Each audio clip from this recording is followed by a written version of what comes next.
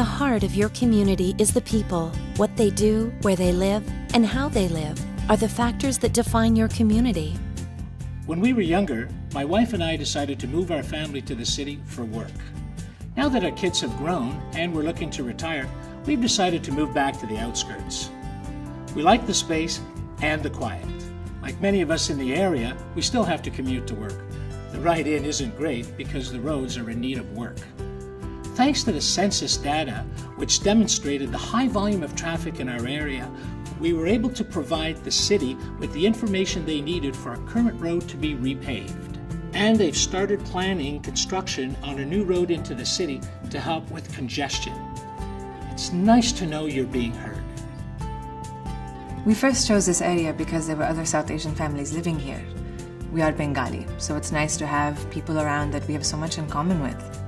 Initially, there were no medical services. Then, a great doctor's office opened up nearby.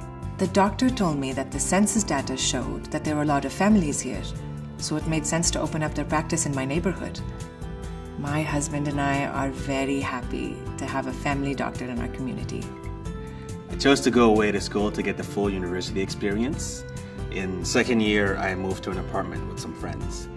And we couldn't afford anything close by, so we had to take 2 buses to get to classes.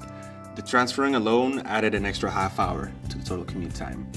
And there was a lot of us in the same boat. Someone from the city must have noticed from the census data that there were lots of students living in that area, so they added a direct bus route.